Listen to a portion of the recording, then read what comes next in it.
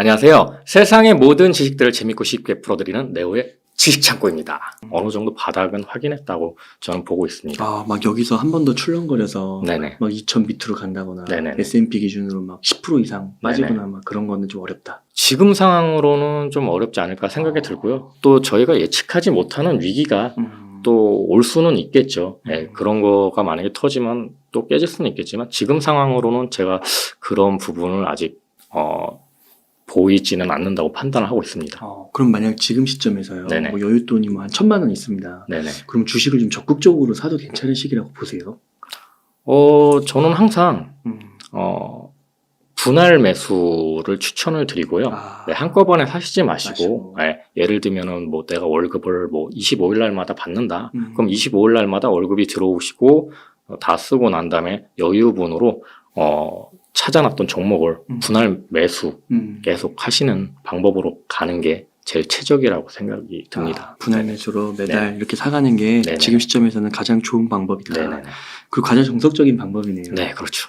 그 네오님께서 네. 또 그 금리 부분이 네네. 2번 인상될 거다라는 네네. 것도 되게 잘 지적해 주셨고요. 네네네. 또 하나가 이제 2차 전지 예, 예. 흐름들을 굉장히 좋게 봐주셨고 네네네. 특히 이제 포스코 케미칼이나 제가 기억에 남는 게 나노 신소재. 나노 신소재도 있었고요. 예. 뭐 여러 종목들을 얘기를 했었던 것 맞아요. 같아요. 근데 예. 그 중에 너무 인상 깊었던 게 네네. 포스코 케미칼하고 네. 나노 신소재. 네네. 나노 신소재를 네. 요즘에 이제 많은 분들이 얘기하시긴 네네네. 하는데 네오님을 통해 처음 들었거든요. 아, 그러셨구나. 네. 나노 신소재는 이제 그 탄소 나노 튜브 네. 만드는 회사인데 되게 독보적인 기술을 가지고 있기 때문에 앞으로도 굉장히 각광을 받을 것 같습니다. 그러니까요. 그때 네네. 출연하신 이후로 네. 다 날라갔어요. 네네네. 그래가지고 2차 전지 그럼 네. 조금 더 한번 질문을 드려보면 예. 2차 전지 주식들 네네. 뭐 대표적인 거 한번 여쭤보면은 네네. 뭐 에코프로, 네네. 에코프로비엠, 포스코 케미칼, 예. 뭐 나노신소재까지 예. 예. 얘기해 주신 게 많이 올랐잖아요. 네네네. 앞으로도 더 네. 오를 것이라고 보시는 거예요? 예, 저는 더 오를 거라고 보고 있습니다. 네. 그 근거가 어떻게 되세요? 근거는 뭐 예를 들면 포스코 케미칼 같은 경우에는 최근에 삼성 SDI랑 40조 원의 수주 계약을 맺었습니다. 그런 계약들이 앞으로도 또 계속 늘어날 거고요. 매출을 봤을 때 뭐 1년, 2년이 지날수록 매출이 뭐 두세 배씩 올라가고 있고 영업이익은 또 기하급수적으로 그러니까 규모의 경제에서 조금만 치고 올라가도 영업이익은 또 더 올라갈 수가 있잖아요. 그렇기 때문에 그거를 계산해 봤을 때 아직도 2차 전지주는 상승 여력이 있다고 저는 판단을 하고 있습니다. 그럼 포스코 케미칼은 네네. 근데 현재 펄을 보면요. 네네. 이게 많이 비싸다고 얘기하시는 네네네. 이유가 그럴 수도 있습니다. 이게 퍼가 거의 7, 80 되더라고요. 퍼가 이제 70에서 90 정도 사이 왔다 갔다 하는데요. 이제 그렇게 고퍼를 유지할 수 있는 게 매출이 그만큼 담보가 되고 있기 때문이거든요. 네. 그래서 보통 2차 전지를 판단할 때 3년치 정도의 펄을 바라봅니다. 왜냐면은 배터리가 만들어져서 자동차에, 전기차에 탑재가 될 때까지 3년의 시간이 걸린다고 그래요. 그러니까 이미 그 3년 전에 오더를 주고 그거에 대한 제품 생산이 확정된다고 보면 됩니다. 그러니까 이건 만들어 놔서 판매하는 게 아니고요. 저기서 오더가 들어와야 이제 공장 증설을 하고 생산을 하는 시기이기 때문에 2차 전지는 다른 종목들하고 다르게 한 3년치 정도의 펄을 보셔야 된다고 저는 보고 있습니다. 네. 그럼 3년치를 반영하면 네네. 현재 퍼 수준이 높은 게 아니에요? 그렇죠. 왜냐면 3년이 지나면 퍼가 또 내려가니까요. 네. 그리고 매출은 또 배수로 커지고요. 그럼 또 그 3년이 지난 다음엔 또 3년치의 펄을 끌어오겠죠. 예. 그러면은 이게 네. 그 숫자로 한번 보면 네네. 지금 7, 80이잖아요. 네네. 3년치를 갖고 들어오면 네네. 어떻게 되는 거예요, 변화가? 이제 7, 80이 된 게 3년 뒤에는 음. 뭐 2, 30 아니면 1, 20으로 떨어지겠죠. 아, 네, 그러니까 근데- 계속 올라가면서 이 아. 펀은 유지가 될 거라고 저는 생각을 합니다. 아, 네. 그렇구나. 그러니까 그게 그냥 정량적으로 따졌을 때는 1, 20이 되는 건데 네네네. 그때 3년에 또 수주를 엄청나게 그렇죠. 받으면은 네, 그게 그렇죠. 또 70으로 가는 네네네네. 거니까 그러니까 7, 80 이 정도 수준을 계속 유지할 거다. 네네네. 아, 그렇게 보시는 거군요. 예. 그러면은 지금 더 담아야 되는 건가요? 지금도 저는 괜찮은 가격으로 보고 있습니다. 네네. 좀 요즘에 약간 급등을 이제 짧은 시간에 하다 보니까 이게 너무 많이 오른 거 아니야 이렇게 생각이 들 수도 있는데요. 어느 정도 뭐 조정을 또 거칠 있기도 하겠죠. 그러다 보면은 또 다시 상승할 거고, 음. 예. 그러니까 공장 증설이 어마어마하게 이루어지고 있어요. LG에너지 솔루션 같은 경우에 공장 부지를 가보면요. 정말 깜짝 놀랄 정도로 그 규모가 진짜 큽니다. 제가 얼마 전에 진짜 내려가서 보고 왔거든요. 그랬어요. 예, 청주에 내려가서 보고 왔는데 어마어마하게 증설하고 있습니다. 아, 그래요? 예. 그거는 왜 가신 거예요? 뭐 주주총회 좀 돌아다녔거든요, 제가. 예. 주주총회 몇 군데를 돌아다니다 보니까 그 근처에 LG에너지 솔루션이 있어서 한번 방문을 해봤습니다. 그 건너편은 에코프로비엠이 또 있고요. 예. 야, 그러시군요. 네네. 그러면은 그 보면은 소재단에 있는 네네. 그 2차전지 기업들은 많이 올랐잖아요. 네네네. 근데 셀은 또 상대적으로 덜 올랐잖아요. 셀은 이미 한번 예전에 올랐었죠, 많이. 네. 그러고 나서 소재가 지금 부각이 되고 있는 게, 뭐, 미국의 인플레이션 감축법이라든지 유럽의 핵심 원자재법, 이게 이제 수면 위로 올라오다 보니까 소재, 그리고 탈중국, 이런 요소들 때문에 아무래도 셀 업체보다는 소재 업체들이 많이 부각을 받았죠. 네. 그럼 또 시간이 지나면 예. 그렇게 뭐 공장 증설되고 또 매출 받고 이러면 네네. 또 셀이 날아가는 거예요. 이제 또 셀 업체도 어느 정도 또 퍼가 올라가는 시점이 오겠죠. 예, 지금은 이제 어느 정도의 가치를 인정을 받았기 때문에 소재 업체보다는 조금 더디게 가는 거고요. 어차피 전기차가 많이 팔릴수록 셀 업체라든지 소재 업체들이 같이 동행을 하기 때문에 네네 시간 차이라고 저는 보고 있습니다. 그 LG 에너지 솔루션이 지금 시총이 한 100조 초반? 네네네. 120조인가? 뭐 그 정도 되는 걸로 네네. 알고 있는데 삼성전자를 네. 300 몇십 조의 삼성전자를 넘어설까요? 이론적으로 그런 얘기를 많이 해요, 전문가들이. 앞으로 배터리 시장이, 이 2차전지 시장이 한국의 반도체를 넘어설 거라고요. 예. 그만큼 한국에서 2차전지는 반도체 다음으로 신성장 동력으로 국가에서 밀어주고 있기도 하고요. 또 각 정부에서도 배터리 수급을 굉장히 열심히 하고 있기 때문에 뭐 불가능하다고 저는 보지는 않고요. 네. 또 삼성전자도 나름대로 또 삼성 SDI를 축으로 2차전지 시장을 키우고 있잖아요. 예, 그렇다 보니까 뭐 두루두루 성장을 하다 보면은 또 그런 모습도 볼 수 있지 않을까 싶습니다. 그 2026년인가요? 네네. 그때는 진짜 2차 전지, 전기차 네. 섹터가 반도체 섹터보다 커진다고 하더라고요. 2026년에 전기차 그 생산도 굉장히 많이 되고요. 제품, 그러니까 전기차 종류도 굉장히 많이 나오게 됩니다. 특히 GM 같은 경우는 테슬라 타도를 외치면서 굉장히 공격적으로 생산을 하고 있거든요. 그래서 저도 2026년에는 전기차로 바꿔야 되는 거 아니야? 뭐 이런 생각이 들 정도예요. 네네. 그렇군요. 네. 그러면은 네. 그 만약에 저기 그 네오님이 지금 시점에서 투자를 한다면 네네. 셀하고 소재하고 어디다 투자를 하시겠어요? 저는 아직까지는 소재가 더 앞으로 더 갈 거라고 보고 있습니다. 네. 소재에 투자하겠습니다. 소재로 더 네네. 투자를 하시는 거군요. 그러면은 LG 엔솔이 네네. 있고 요즘에 보면은 삼성 SDI가 네네네. 약간 늦은 감이 있지만 네네. 또 엄청나게 박차를 가하고 있잖아요. 네네. 삼성 SDI가 LG 엔솔을 많이 네. 따라잡을 수 있을까요? 규모적으로 봤을 때는 아직은 힘들고요. 워낙 LG 에너지 솔루션이 규모가 어마어마하게 커요. 그렇기 때문에 규모적으로는 힘든데 지금 삼성 SDI가 좀 신경을 많이 쓰는 부분이 전고체 배터리입니다. 네네. 그래서 전고체 배터리로 이제 게임 체인저가 되려고 지금 노력을 하고 있는 것 같고요. 뭐 일본 업체들도 마찬가지로 전고체 배터리로 이제 시장 판도를 바꾸기 위해서 지금 그 기회를 노리고 있는데 그거는 좀 이제 기술적인 문제라서 한번 기다려봐야 되지 않을까 싶고요. 네오님 같은 경우는 어떻게 보세요? 전고체 상용화 뉴스에 나오더라고요. 네, 전고체 상용화는 분명히 될 겁니다. 근데 이게 직접적으로 전기차에 탑재가 되려면, 그러니까 뭐 비싼 전기차부터 고가의 전기차부터 탑재가 되겠죠. 근데 제대로 이제 중저가 모델까지 전고체로 바뀌려면은 제가 봤을 때는 한 7, 8년은 걸리지 않을까. 그렇게 오래 걸려요? 네네. 그러면은 뭐 거의 유명무실한 거 아니에요? 왜냐면 전기차에 전고체 배터리가 탑재될 때까지는 그 지금 연구를 굉장히 활발히 하고 있다고는 하지만 연구실에서 나와서 이게 이제 공장에서 대량 생산이 되려면 굉장한 많은 또 시행착오를 거쳐야 되거든요. 그러니까 그런 시간들을 봤을 때는 저는 한 7, 8년 뒤쯤이 되지 않을까 뭐 그렇게 생각하고 있습니다. 그리고 이게 이제 배터리의 판도를 바꾸는 거면은 네네. 그 서플라이 체인 네네. 그것도 완전 다 바뀌어야 되는 거 아니에요? 서플라이 체인이 바뀔 수 있죠. 그러니까 전고체 배터리에 안 들어가는 것들 있잖아요. 뭐 분리막이라든지 그리고 전해질도 액체에서 고체로 바뀌기 때문에 이제 그런 생산업체들, 특히 분리막 생산업체들은 좀 힘들어지겠죠. 아무래도 전고체로 바뀌면. 그러니까요. 네. 그러니까 이게 전고체로 가는 길이 지금 이게 어떻게 리튬 배터리죠. 네네네. 여기까지 오는 것도 상당한 시간이 걸렸는데 네네. 여기서 이게 또 초기잖아요. 아직. 네네네. 근데 이걸 또 바꾼다 이게 생각만큼은 네. 쉽지가 않을 것 같은데요. 그렇죠. 현실적으로. 쉽지는 않습니다. 예. 한 번에 확 바뀌기에는 쉽지는 않고요. 당분간은 뭐 하이니켈 배터리로 한 3년 정도는 꾸준하게 예, 가게 될 것 같고요.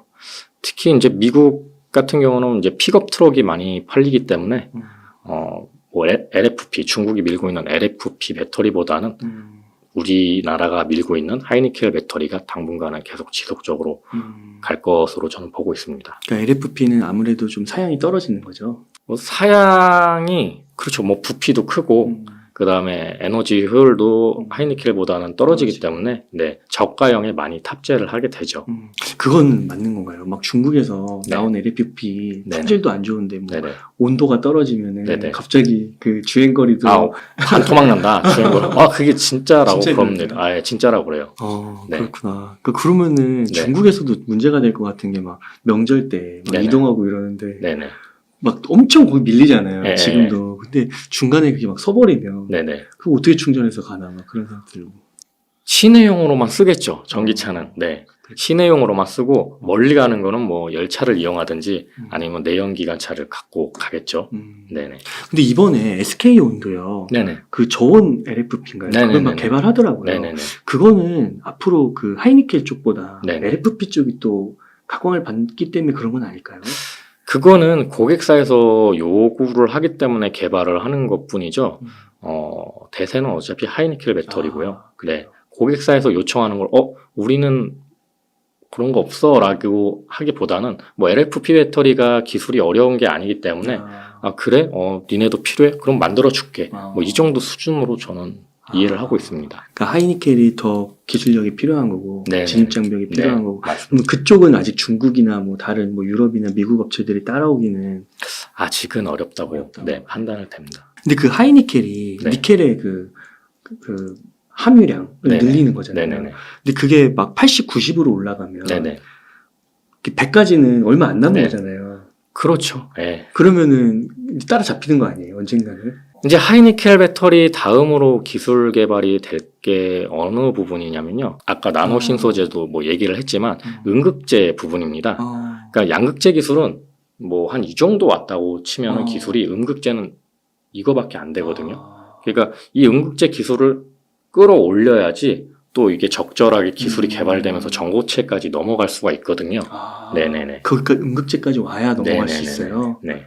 그렇구나. 나노신소재 사야겠는데.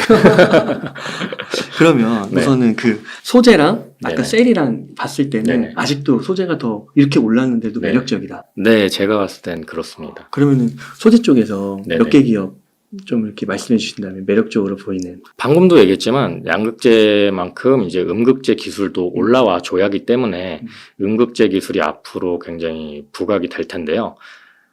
대부분의 기업들이 음극재를 진출하지 않은 이유는 양극재보다 음극재 들어가는 비중이 작기 때문입니다.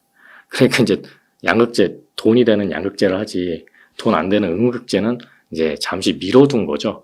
근데 그 중에서 이제 좀 독보적으로 양극재와 음극재를 같이 진행하고 있는 회사가 포스코 케미칼이고요. 네, 그래서 제가 전에 방송에서부터 계속 포스코 케미칼이 좀 제 눈에는 가장 좋아 보인다라고 말씀을 드렸었던 거고요.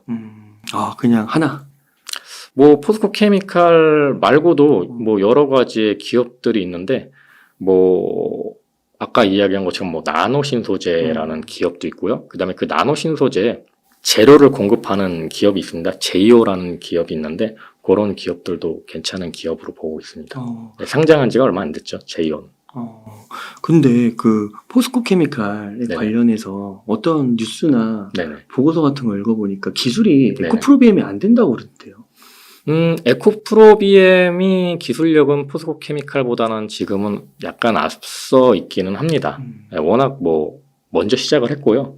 근데 포스코 케미칼도 어느 정도의 기술력을 지금 따라가고 있고요. 그런 기술력 때문에 삼성 SDI의 최근 수주가 일어난 거죠. 거기에다가 이제 지금 포스코 홀딩스에서 아르헨티나 염호까지 가지고 있기 때문에 수직 계열화가 굉장히 잘 돼 있고 내재화가 잘 돼 있는 기업이라서 에코프로비엠도 좋지만 뭐 포스코 케미칼이 저는 이제 음극재까지 하는 기업이기 때문에 그런 부분에서 좀 강점이 앞으로 생기지 않을까. 네, 그렇게 보고 있습니다. 그 포스코 홀딩스라는 든든한 형님이 네. 있으면서 원자재부터 네. 폐배터리도 하지 않나요? 폐배터리도 지금 내재화가 돼 있죠. 와, 그건 네. 다 하네요, 진짜. 그렇죠. 아, 그렇군요. 그러면 그 소재 단위에서 네네. 좀 덜 오른 게 네. LG화학. LG화학이요? 그렇게 보여질 수 있죠. 네. LG화학은 좀 어떻게 보세요? LG화학도 좋은 기업입니다. 음. 그러니까 LG화학은 모기업 쪽이 이제 또 있으니까요. LG에너지 솔루션 쪽으로 이제 LG화학이 원래 모기업이었죠. 분사된 건데 그 서플라이 체인이 이제 있기 때문에 이제 서로 계속 공급이 맞춰지는 거잖아요. 그러니까 LG에너지 솔루션이 성장할수록 LG화학도 마찬가지로 성장이 이루어지겠죠. 이제 LG에너지 솔루션이 다른 이제 소재 업체하고도 조인을 하는 게 이제 LG화학만으로는 캐파가 어렵다라고 판단을 하기 때문에 지금 그 다변화로 지금 주문을 하고 있는 것 같고요. 원래는 옛날 같았으면 좀 말이 안 되죠. 경쟁사한테 수주를 맡긴다라는 게 예를 들면은 GM에 들어가는 전기차 배터리가 LG 에너지 솔루션에서 들어가잖아요. 그러면 또 LG 에너지 솔루션에 들어가는 소재 업체 중에 포스코 케미칼이 또 있단 말이에요. 그러니까 이제 LG 화학에서만 받아서 쓰는 게 아니고 포스코 케미칼에서도 받아 쓰기도 하고, 특히 에코프로비엠 같은 경우에는 이제 SK온하고 삼성 SDI하고 이제 계약을 맺어서 많이 하죠. 그런 식으로 지금 옛날에는 만약에 LG 에너지 솔루션에 소재가 들어가면 다른 데를 못 맡겼던 구조였거든요. 근데 지금은 그게 아니고 여기서 요청하면 이제 해주는 식으로 지금 그렇게 가고 있는 것 같습니다. 그리고 물량이 부족해서. 네, 물량이 부족해서요. 야, 그만큼 폭발적으로 네네. 성장을 하는 거군요. 더군다나 뭐 포스코 케미칼 같은 경우에는 리튬 강산도 많이 이제 지금 개발을 하고 있고요. 호주나 뭐 이런데. 그다음에 아까 얘기했던 아르헨티나 그 염호도 가지고 있기 때문에 굉장히 안정적으로 수급을 할 수가 있잖아요. 공급처가 안정적이어야 되는 게 굉장히 중요하거든요. 그렇기 때문에 경쟁사라고 해서 배척하지 않는 분위기입니다. 2차 전지 쪽은. 네. 서로 잘해보자. 네네. 그러니까 지난 연도인가 뉴스를 보니까 무슨 네네. 2차 전지 이렇게 뭐 협회인가 같은 게 만들어져서 네네네. 다 왔더라고요. 네네네. 각 회사에서.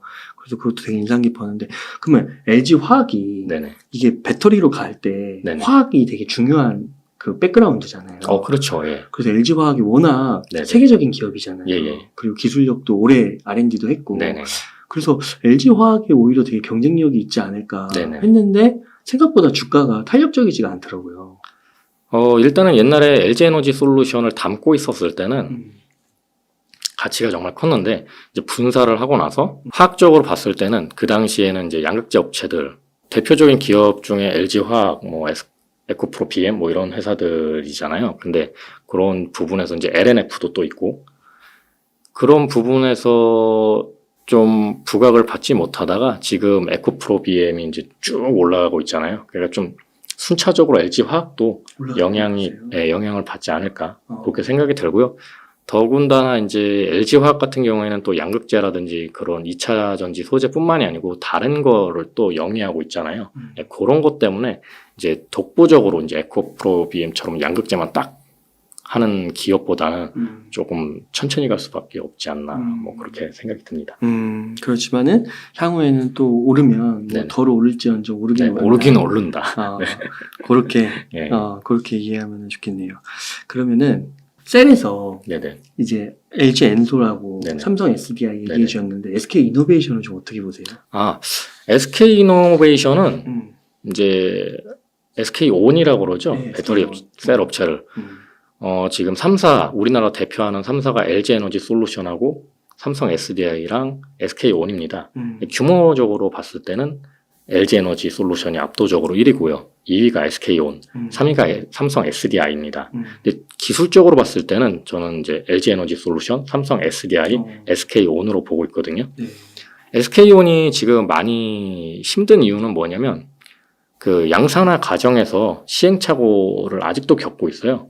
그러다 보니까 이제 그 완성도가 아직은 떨어지는 거죠. 수율이 떨어지다 보니까 이제 단가도 올라가게 되는 거고 그러다 보니까 약간 경쟁력에서 지금 문제가 생기지 않나 그렇게 판단을 하고 있습니다. 네.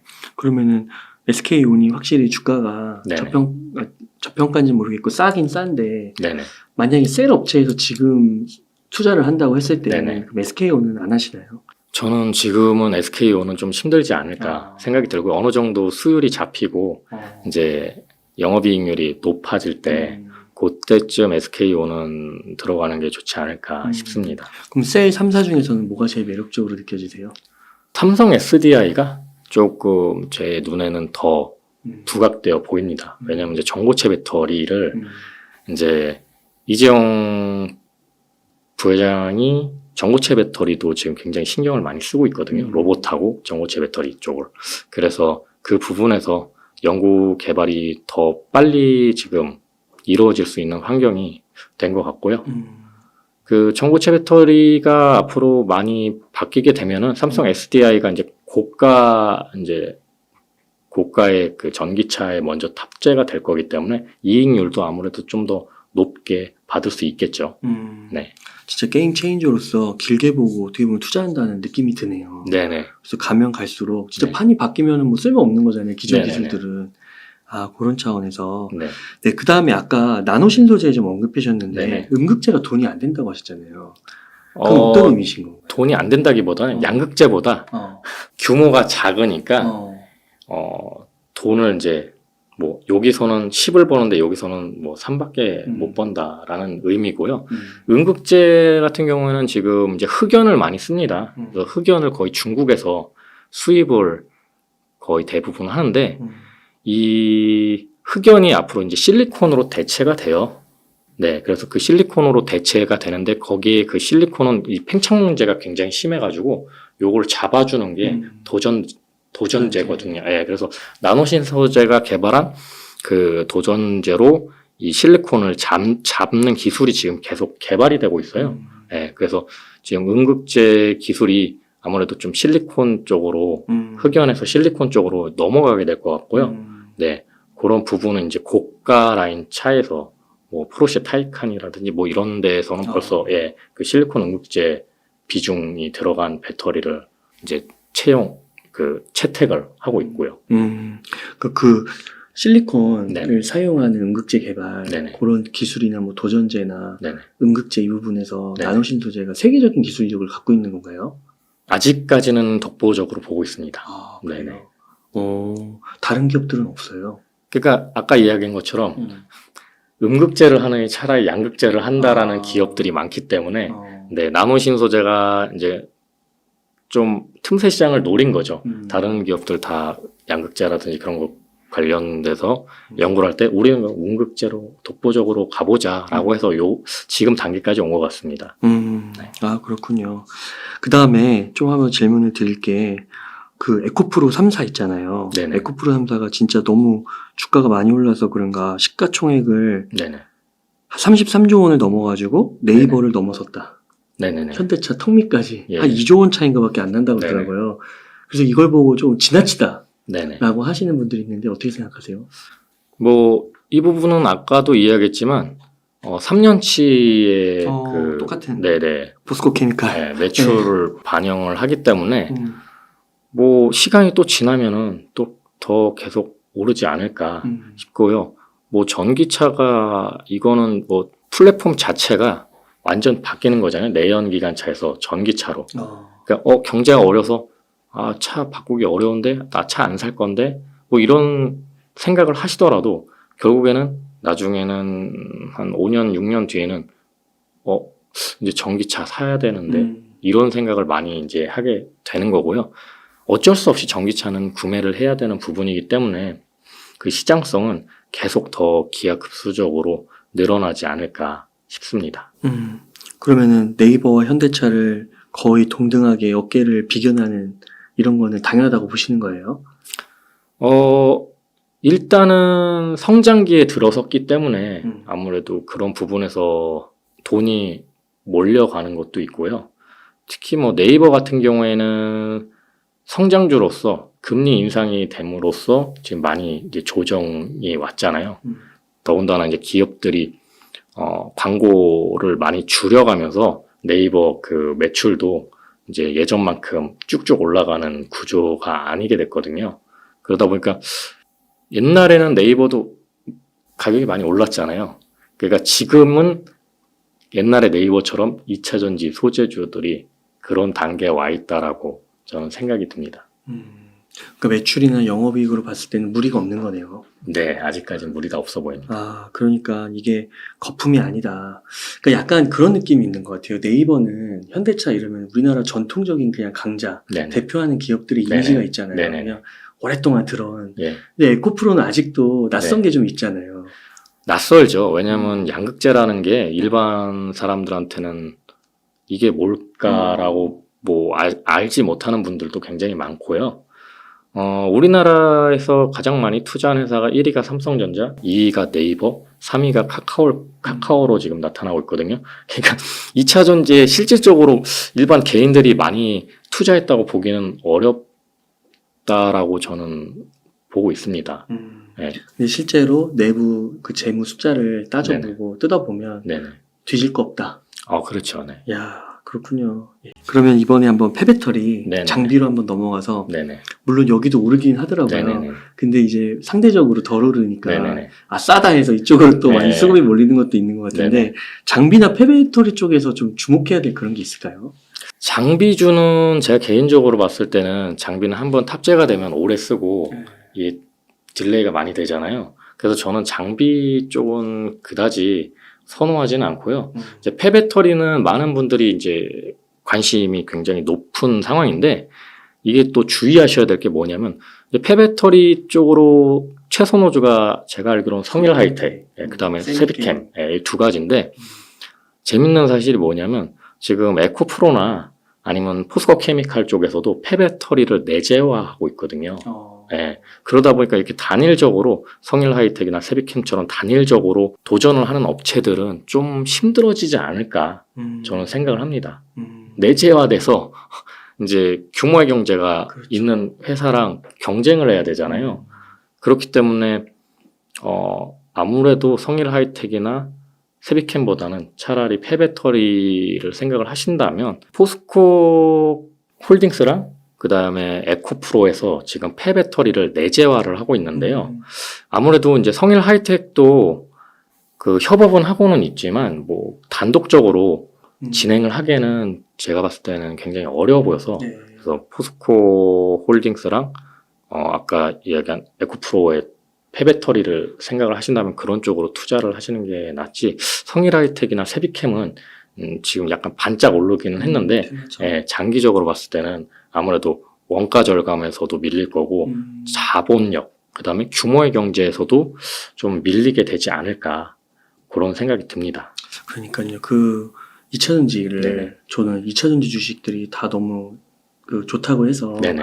이렇게 한번 봤거든요. 네네. 전체적으로. 근데 사실 오른 거는 네네. 정말 그 소수에 네네. 몇 개 안 되더라고요. 네네. 정말 많이 오른 거예요. 예. 그러니까 확실히 노는 물이 네네. 그 대장 네네네. 거기 중심에서 놀아야 되는 것 같아요. 뭐 이번에 대장은 에코프로겠죠. 네, 에코프로가 그 정도로 많이 올랐었던 점은 아까 얘기한 것처럼 폐배터리를 진행하는 거와 그 다음에 3월에 발표가 이루어졌던 유럽 핵심 원자재법, 그게 이제 이야기가 나오면서 에코프로의 매수세가 굉장히 많이 몰렸습니다. 네. 그럼 에코프로는 만약에 지금 들어간다, 네. 아예 하나도 안 갖고 있어서 네네. 그런 건 어떻게 생각하세요? 일단은 뭐 떨어질 때마다 들어가 보는 것도 저는 나쁘진 않다고 보고 있습니다. 그냥 분할로 하되 네네. 떨어질 때마다 계속 네네. 그냥 사는 거. 네네. 그러니까 앞으로 뭐 향후 2년, 3년 봤을 때는 네네. 더 오를 거라고는 보시는 거잖아요. 네네. 저는 더 오를 거라고 보고 있습니다. 2차 전지 섹터 자체가 지금 돈이 굉장히 몰려 있고요. 예. 보통 은행에서 이제 뭐 은행 대출까지 가지도 않고 보통 요즘에는 이제 투자를 많이 받고 있습니다. 아. 이자도 안 받을 정도로. 그래요. 예. 근데 90% 난리. 예. 지분이라도. 네네. 받는 지분이라도 이제 그 좀 정도구나. 얹히려고. 네. 그러니까 진짜 한국을 먹여 살린다고 하더라고요. 그렇죠. 반도체를 위해서. 네네네네. 그러니까 그런 거 보면 근데 저 되게 놀랐던 게 며칠 전에 뉴스 보니까 네네. 그 에코프로에서요. 네네네. 10,000명인가 1,000명인가 공채를 뽑는다고 그러더라고요. 네네네네. 보셨어요? 에코프로뿐만이 아니고 맞아요. 2차 전지 쪽에서는 굉장히 공격적으로 맞아요. 채용을 지금 진행을 하고 있고요. 맞아요. 왜냐면 공장 증설이 굉장히 크고 많이 이루어지고 있기 때문에 사실 지금 반도체는 조금 많이 약해졌지만 그 빈 공간을 2차 전지가 채워주고 있지 않나 저는 그렇게 생각을 하고 있습니다. 진짜 앞으로 제2의 삼성전자가 네네. 이 배터리 쪽에서 누가 네. 될진 모르지만 네네. 나올 수 있다라는 거잖아요. 예. 지금 우리나라는 그래도 다행인 것 같아요. 한국은 사실 인적 자원이 제일 중요하잖아요. 그러다 보니까 이제 앞으로 바뀔 만한 그런 신기술이라든지 그런 거를 굉장히 많이 연구를 해왔고, 배터리도 LG 쪽에서 굉장히 오래 전부터 맞아요. 밀고 있었던 사업이었기 때문에 어떻게 보면은 삼성전자한테 반도체의 경쟁에서 밀려난 LG가 그 다음에 무기로 이제 리튬 배터리를 잡았던 거죠. 그게 이제 지금의 결과가 된 거고요. 네. 물적 분할만 안 했으면 얼마나 좋았을까. 그랬으면 좋았겠지만 또 다른 측면에서는 물적 분할을 하면서 이제 돈을 다시 땡긴 거죠. 충전을 했잖아요. 그러면서 더 공격적인 투자를 할 수 있었기 때문에 저는 그냥 어쩔 수 없는 맞아요. 방향이라고 생각이 듭니다. 그러니까 이제 또 그렇게 안 하면 사실 네. 뭐 정말 그 대국들이 얼마나 많아요. 맞아요. 글로벌적으로. 네. 그 자금으로 어떻게 하겠어요. 그렇죠. 또. 특히 중국 같은 경우는 정부에서 막 엄청난 보조금을 쏟아붓는데 그 안에서 그 경쟁에서 살아남기 위해서는 우리가 생각지도 못한 것들을 많이 노력을 했겠죠. 맞아요. 네. 그게 참 현실적인 것도 있긴 한데 네. 또 주주분들의 마음은 또 아픈 거고. 네네. 네, 그렇군요.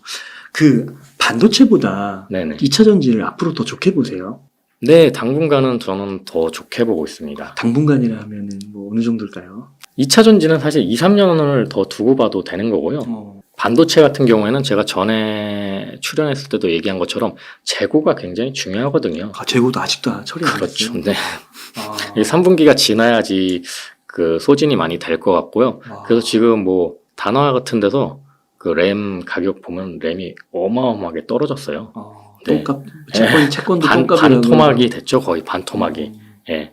그러다 보니까 그게 다 소진이 되고 또 새로운 기술의 뭐 DDR5라든지 뭐 여러 가지 기술이 접목된 반도체 비메모리라든지 아니면 메모리 반도체가 더 확장성 있게 팔리려면 내년 정도가 되지 않을까. 내년 초. 네, 내년 초 정도. 예. 그렇구나. 그러니까 지금 보통 많은 분들이 증권사분들이 지금부터 들어가라고 이야기하는 건 뭐냐면요. 모든 악재는 사실 다 나왔어요. 네. 이제 재고가 많을 거고 3분기까지 이거는 해결되지 않을 거다.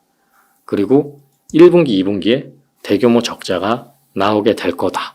라고 이미 다 이야기가 나왔기 때문에 이제 더 큰 악재가 없다라고 보는 거죠.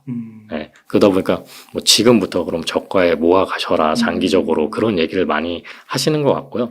개인적으로는 지금부터 반도체를 모아서 장기적으로 가져가시는 것보다는 저는 지금 막 뜨고 있는 2차 전지 쪽으로 좀 모아가시는 게 아무래도 그게 더 현명한 방법이지 않을까 생각을 하고 있습니다. 그러면은 2차 전지가 만약에 더 갔어요. 네네. 그러면은 내년 초에 반도체 흐름이 오면 네네. 2차 전지 팔고 반도체로 넘어가야 돼요? 뭐 그렇게 생각해서 포지션을 변경하는 경우도 있을 수 있겠죠. 네. 뭐 2차 전지라는 거는 앞으로 꾸준히 좋아지게 될 거지만 반도체는 어느 정도 조정을 거치고 이제 다시 이제 올라가기 시작하는 구간이 있기 때문에 뭐 어떻게 보면 그래프 보시는 분들은 뭐 그렇게 또 이동을 할 수도 있을 거라고 생각이 듭니다. 네. 이제 그냥 모아도 괜찮지 않을까요? 2차 전지를. 굳이 뭐 반도체 갈 필요 있나? 뭐 2차 전지도 꾸준히 모아가시고 반도체도 꾸준히 모아가시고 하는 것도 다 방법적인 건데 뭐 자신한테 맞는 게 있잖아요. 예. 뭐 나는 뭐 2차 전지 잘 모르니까 나는 그래도 한국에서 1등 수출품이 반도체니까 그래도 뭐 계속 좋지 않을까라고 생각을 하는 부분도 있고 최근에 지금 남사에 그 시스템 반도체의 파운드리 공장 한 팹 5개 정도 이제 건설을 할 거라고 이야기가 나오고 있잖아요. 삼성전자에서도 이제 굉장히 큰 돈을 다시 연구 개발에 쏟고 공장 증설에 쏟고 있는데 그런 부분들이 가시적으로 성과가 나오기 시작하면은 반도체도 향후 좀 좋아지지 않을까 싶습니다. 대신에 지금은 아직 반도체 그 재고가 너무 많아서 네, 그런 부분들이 조금 발목을 잡고 있는 거죠. 내년 초면은 1년이네요. 그렇죠. 1년 이상 바라보지 못하시는 분들은 지금 사면은 좀 지겨우시겠고요. 그럴 수 있죠. 네. 내년 초부터는 좀 주가가 좀 더 탄력적으로 움직일 수 있다. 뭐 네. 물론 또 그 중간에 그 전에 뭐 먼저 움직일 수는 수도 있고. 있는데요. 일단 가장 리스크가 되는 건 저는 재고라고 어. 아까도 이야기한 것처럼 재고라고 생각을 하고 있기 때문에 재고가 어느 정도 소진됐다라는 이야기가 나왔을 때 그때쯤 들어가도 좋지 않을까. 네. 그 반도체 막 독소 조항 같은 거 있잖아요. 네네네. 그리고 중국의 막 공장 네네. 더 짓지 못하고 네네. 이런 이슈들은 큰 이슈가 아닐까요? 어떻게 보면은 그 반도체법도 미국에서 지금 밀고 있는 반도체법도 중국, 그러니까 탈중국을 위해서거든요. 우리나라가 중국에 지금 반도체를 수출을 많이는 하고 있는데 제가 옛날부터 가져왔던 생각이 중국은 저가 반도체 시장이 굉장히 커질 거라고 보고 있었거든요. 그리고 실제로 그래 왔고요. 오히려 중국에서 수입해오는 반도체 양도 상당해요.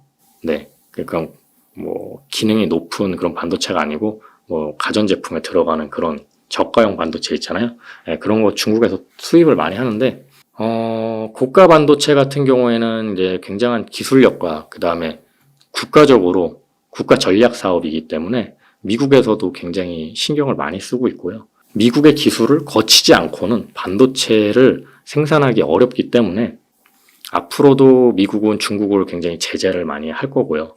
그런 면에서 한국도 중국의 수출 비중을 줄여가면서 좀 동남아라든지 아니면 다른 국가의 수출을 다변화하면서 이제 중국 비중을 줄여나가는 게 좋지 않을까 그렇게 생각을 하고 있습니다.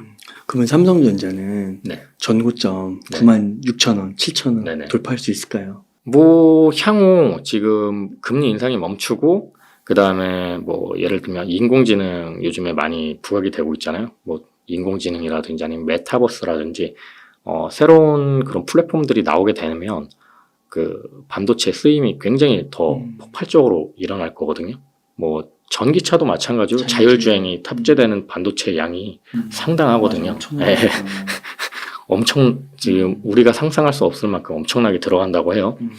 그렇기 때문에 반도체 그 삼성전자 주가가 뭐 그 정도 옛날에 그 정고점을 돌파할 수 있는 날이 뭐 또 오지 않을까 저는 생각을 하고 있습니다. 그러면은 2차 전지와 네. 반도체를 이제 지금 이제 반도체에 대해서 이렇게 설명을 해주셨는데 네네. 두 섹터를 봤을 때 미래 성장력에 있어서는 네네. 뭐가 더 크다고 보세요? 지금은 아무래도 2차 전지죠. 네. 그 삼성전자의 뭐 자율주행, 챗 GPT만 이렇게 붙더라도 네네. 2차 전지가 더 크다고 보시는 거예요? 지금으로서 성장성은 2차 전지가 굉장히 가파르게 올라가고 있고요. 이제 반도체는 어떻게 보면은 성장기를 넘어서 이제 뭐랄까 안정기, 성숙기 뭐 요 정도 단계이기 때문에 경쟁에서 살아남느냐가 이제 반도체에서는 중요한 요소가 되고 있죠. 그래서 이제 항상 삼성전자에서 밀고 있는 초격차, 네, 초격차가 있잖아요. 네, 그 초격차가 이제 기술에서도 반도체 기술을 얼마나 끌어올리느냐가 중요한 거죠. 지금 2차 전지도 마찬가지로 기술이 되게 중요하긴 한데 그 반도체가 개발하고 있는 기술의 단계보다는 아직은 이제 2차 전지는 이제 시작이죠. 예, 그러다 보니까 이제 전고체까지 가기에 시간이 굉장히 많이 걸리잖아요. 근데 이제 반도체라는 거는 2배, 뭐 집적도가 2배 막 계속 오르는 거는 또 기하급수적으로 일어나고 있으니까. 그리고 2차 전지랑 반도체랑은 어차피 뗄래야 뗄 수 없는 관계라고 저는 생각을 하거든요. 뭐 자율주행차에 반도체 들어가고 2차 전지 들어가고 로봇에도 반도체 들어가고 2차 전지 들어가고 전기차뿐만 네, 아니라 그렇죠. 우리의 모든 일상이 네 그렇잖아요. 스마트폰에도 반도체 들어가고 2차 전지 들어가고 그러니까 이제 이걸 뭐 따로 떨어뜨려서 생각하기보다는 제가 봤을 때는 지금 이 시점에서는 2차 전지가 좀 성장성이 더 가파르게 돼 있고 반도체는 조금 이제 소강되어 있는 상태고 또 시간이 지나면 2차 전지가 어느 정도 또 이런 성숙기 단계가 오면 또 반도체가 또 올라갈 수 있는 이제 새로운 기술이 나올 수도 있는 거고 그런 걸 좀 잘 판단한다면 투자하는데 조금 더 유리하지 않을까 싶습니다. 현재 시점에서는 2차 전지의 성장성을 조금 더 크게 보시는 네, 거네요. 그러면은 2차 전지 네네. 그 투자한다고 했을 때요. 네네. 탑픽이 보세요. 저는 전에도 얘기했지만 포스코 케미칼과 미래나노텍을 미래나노텍? 네, 나노신소재가 아니고요. 나노신소재도 괜찮은 기업인데 저는 이제 저번에 영상에서도 계속 이야기했지만 뭐 1억이 있으면 어디에 투자하시겠습니까? 라고 물어봤을 때 포스코 케미칼하고 미래나노텍이라고 말씀을 드렸고요. 나노신소재는 이제 기술적인 설명 때문에 잠깐 언급을 드렸고 이제 제가 투자를 진행을 한다면 포스코 케미칼하고 미래나노텍을 저는 이제 좋게 보고 있습니다. 미래나노텍은 원래 광학필름 만드는 회사고요. 글로벌 1위 기업입니다. 광학필름 쪽에서는. 근데 이제 최근에 2차 전지 소재 쪽으로 신성장 동력으로 잡으면서 굉장히 많은 공격적인 투자와 그다음에 지원을 아끼지 않고 있거든요. 좀 생소한 분야인데 수산화 리튬 분쇄 가공을 하고 있습니다. 그 다음에 거기에 들어가는 이제 첨가제 시장이 또 있고요. 첨가제 시장 같은 경우는 마진율이 굉장히 높아요. 한 뭐 20에서 40% 가까이 한다고 해요. 근데 수산화 리튬 분쇄 가공은 이제 수산화 리튬을 정제하는 게 아니고 갈아주는 거거든요. 그러니까 소재를 미세하게 균일하게 갈아주면 효율이 올라갑니다. 그렇기 때문에 이 과정을 거쳐서 더 좋은 배터리를 만들 수가 있는 거죠. 그래서 지금 수산화 리튬 분쇄 가공업이 굉장히 각광을 받고 있고요. 이게 또 내재화한 기업도 있어요. 네, 에코프로는 에코프로 이노베이션이라고 그 회사를 통해서 수산화 리튬 분쇄 가공을 하고 있고요. 내재화를 안 하고 이렇게 따로 중소기업한테 맡기는 이유는 사이즈마다 또 달라져요. 가는 게. 고객사에서 요청하는 게. 그럼 이거를 달라질 때마다 이 기계를 다 설비를 바꿔줘야 되는데 그것도 굉장히 좀 번거롭고 그러니까 맡겨서 그냥 좀 마진 주고 빨리빨리 생산하는 게 낫다. 왜냐면 여기서 내가 이것까지 가려면 시간이 이렇게 걸리는데 요 시간을 뛰어다가 여기다 맡기면 그 시간이 또 세이브가 되는 거잖아요. 그 다음에 그거 내재화하는 시간에 뭐 양극재 업체는 양극재 개발하는데 더 시간을 투자하면 되고요. 그래서 이제 그런 역할을 하는 기업인데 요즘 그 매출이 굉장히 늘어나고 있어요. 작년보다 이번 연도에 6배 정도 매출이 증가가 됐고요. 이익도 들어요. 네. 영업이익도 들어요. 영업이익도 늘겠죠. 네. 근데 이제 아까 얘기한 것처럼 수산화 리튬 같은 경우 분쇄 가공하는데 마진율이 굉장히 박합니다. 뭐 한 2%에서 한 7% 정도 사이인데 요거를 이제 마진율을 높이기 위해서 지금 미래나노텍이 하고 있는 게 직접 수급을 하고 있습니다. 리튬, 수산화 리튬을 직접 가져와서 원래는 사급이거든요. 그러니까 포스코 케미칼이 가장 큰 고객사인데 미래나노텍에 포스코 케미칼에서 리튬, 수산화 리튬을 주고 그냥 갈아주기만 하고 그 마진을 보려면 좀 마진율이 작죠. 근데 미래나노텍이 직접 수산화 리튬을 어떤 회사, 리튬 회사에서 가져와가지고 요거를 분쇄 가공해서 포스코 케미칼에 넘기면 마진율은 또 더 높아지겠죠. 20에서 40. 네네. 아니, 그거는 이제 첨가제. 첨가제는 20에서 40이고요. 이제 수산화 리튬은 그렇게 직접 수급을 한다고 해도 3에서 5% 정도 높아지는 수준이 될 겁니다, 아마. 그러다 보니까 이제 직접 수급, 그 다음에 또 더 넓혀서 정제 사업까지 진출을 하려고 해요. 그러니까 수산화 리튬 정제 사업이 마진율이 좀 더 높거든요.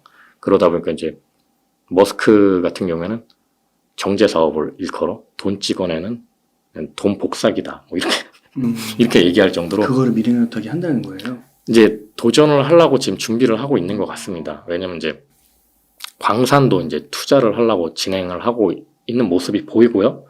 그 다음에 이제 정제 사업에 대한 부분도 이제 협업을 하기 위해 지금 많은 기업들과 얘기가 오고 가고 있다고 해요.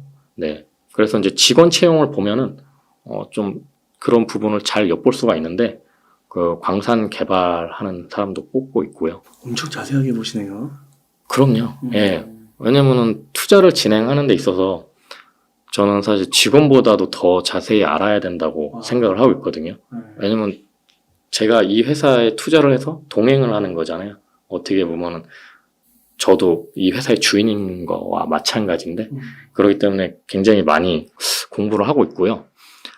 포스코 케미칼 같은 경우에는 뭐 규모적인 면이나 아까 얘기한 것처럼 포스코 그룹 내에서 이제 염호라든지 아니면 자본력이라든지 그런 것들이 굉장히 잘 돼 있기 때문에 제가 탑픽으로 뽑은 이유입니다. 그리고 아까 이야기한 것처럼 음극재, 그러니까 다른 회사가 하지 않는 양극재와 음극재를 동시에 진행하고 있는 회사가 포스코 케미칼이기 때문에 앞으로 기술적인 부분은 이제 에코프로비엠을 많이 곧 따라갈 거라고 생각이 들고요. 음극재가 이제 하이니켈 배터리에서 양극재가 지금까지는 핫했지만 이제 음극재로 실리콘 음극재로 아마 관심이 좀 이동하게 될 거예요. 그래서 나노 신소재도 그 덕에 조금 요즘에 올라가고 있는 거고요. 네, 제이오라는 업체도 이제 그런 것 때문에 지금 올라가고 있는 거고요. 그러면 포스코 케미칼은 오늘 보니까 전고점을 또 돌파했더라고요. 네네. 앞으로 얼마까지 몇 배 정도 더 올라갈 것 같으세요? 그거는 계속 올라갈 것 같습니다. 왜냐면 매출이 계속 늘어나고 수주가 계속 늘어나고 있기 때문에. 네. 그래서 뭐 한 향후 2, 3년 정도는 그냥 계속 가지고 있으셔도 몇 배 올라? 대략 글쎄요. 최저 한 2배는 올라가지 않을까요? 그렇게. 네네. 그 아까 네네. 그 미래나노텍 얘기해 주실 때, 네네. 그리고 또 폐배터리 아까 얘기해 주실 때, 네네. 성일하이텍의 폐배터리는 네네. 내재화로 인해서 네네. 성일하이텍은 투자를 좀 안 하는 방향이 네네. 좋을 것 같다고 하셨는데, 미래나노텍은 좀 다르다고는 얘기는 해주셨는데, 네네. 이게 그 폐배터리 경우랑 확실히 좀 다른 거라고 볼 수가 있는 거네요. 아, 수산화 리튬 가공이요? 네, 내재화. 수산화 리튬 분쇄 가공이라든지 수산화 리튬 분쇄 가공은 내재화 하기가 좀 어려운 걸로 제가 알고 있습니다. 기술적으로. 네네. 그럼 뭐 예를 들면 던킨 도너츠에서 도너츠를 먹는데 거기에 있는 하얀 가루를 던킨 도너츠에서 직접 만들지 않거든요.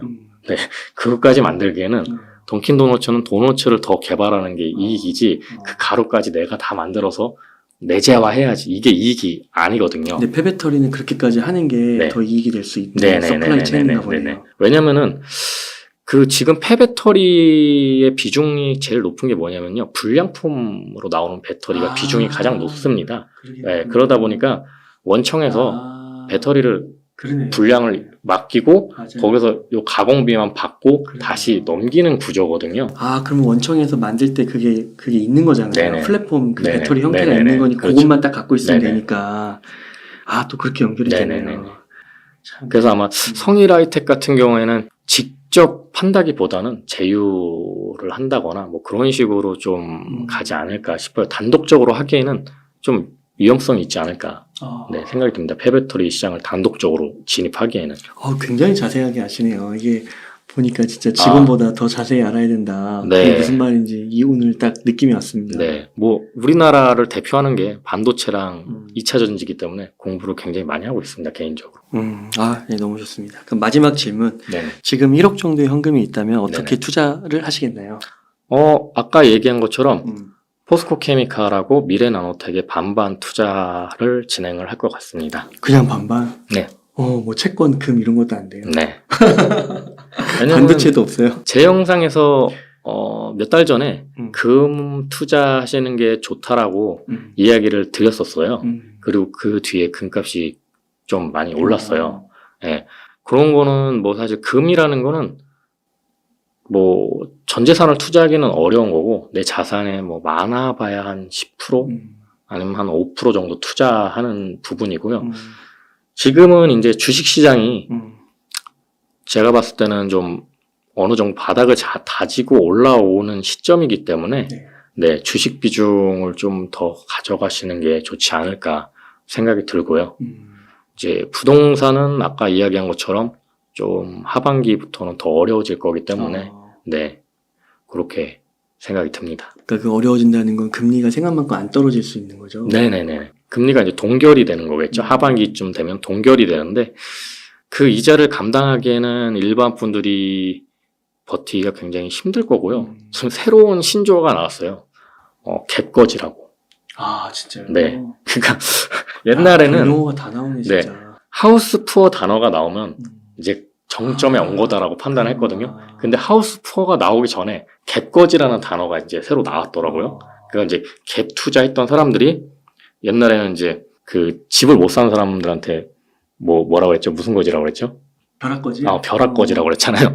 그 집을 못 사는 사람들을 벼락거지라고 불렀는데 지금은 그렇게 갭 투자하는 사람들을 갭거지라고 야. 그렇게 이야기가 나오고 있습니다. 야, 근데 진짜 이게 시대가 지날수록 용어가 네. 딱딱 그렇게 나오네요. 그렇죠. 야. 그러니까 그만큼 지금 갭 투자를 하셨던 분들이 굉장히 힘들다. 많았다라는 거고요. 많고 힘들다. 예, 그 이제 이자를 감당하기 어렵게 되니까. 한계에 왔다. 그렇죠. 뭐 예를 들면은 뭐 1년에 이자 1,200만 원 내셨던 분이 갑자기 뭐 이게 3,000만 원으로 늘어난다거나 이러면 2.5배 정도 제가 금리가 이제 이자가 늘어난 걸로 지금 판단을 하고 있거든요. 뭐 또 신용도에 따라서 한 3배까지도 가능하고. 그러니까 이제 이거는 뭐 1년 연봉이 돼버리는 거잖아요. 그러다 보니까 아무래도 이제 갭 투자하신 분들의 물량이 하반기에는 좀 더 많이 나올 거라고 생각이 듭니다. 혹시 그런 분들의 사례를 좀 가까운 데서도 들으세요? 그럼요. 예, 제 지인분들도 지금 갭 투자하신 분들이 물량을 지금 많이 내놓고 있고요. 뭐 예를 들면은 뭐 아파트를 3억에 내가 샀는데 이제 화랑기에는 그 6억까지 갔잖아요. 2배 정도 갔는데 6억까지 갔는데 그 6억에 파신 분들은 상당히 소수죠. 네, 한두 채 팔아서 거기까지. 별로 안 찍혀 있어요. 네, 한두 채 팔려서 거기까지 올라간 거니까. 그럼 이제 6억 찍혔는데 이제 내가 이제 팔아야겠다 해서 5억에 내놨는데 안 나가죠. 그게 이제 4억이 되고. 뭐 그러다 보니까 이제 4억에서 멈춰서 이자는 계속 내야 되고 이러다 보니까 이제 그거를 이제 그럼 내가 옛날에는 뭐 3억에서 6억 됐으니까 나 3억 번 거야? 이런 느낌의 뭐 차도 바꾸고 그랬는데 실질적으로 제 지인들 차 많이 바꿨어요. 차도 바꾸고 그랬는데 이제는 이게 몇 천만 원만 남아도 다 빨리 빠져나가겠다. 뭐 이렇게 생각을 많이 하시고요. 또 만약에 뭐 연봉이 오른다거나 뭐 내가 벌이가 괜찮다라고 그렇게 판단하시는 분들은 또 버틸라고 생각을 하시더라고요. 그냥 버티면 또 좋을 날 오겠지 하고 그렇게 또 전략을 가져가시는 분들도 있고요. 그러니까요. 그 뭐 강남은 뭐 한 20% 언저리인데 다른 지역은 뭐 40-50% 빠진 데도 있잖아요. 그렇죠. 지방 도시는 많이 빠졌죠. 예. 그런 거는 이제 뭐 더 빠질 때도 없고 지금 팔면 너무 늦잖아요. 네네. 지금 손절은. 그렇죠. 버텨야죠. 그래서 보통 주식이 활성화되면서 주식에서 번 돈을 부동산으로 투자를 많이 하시거든요. 네. 그래서 지금 이제 부동산은 오히려 반대로 이제 아직 매를 덜 맞은 상황이죠. 코인하고 주식시장은 이미 반타작이 난 상황에서 이제 막 바닥 다지기가 된 거고 부동산은 아직 반타작이 안 됐잖아요.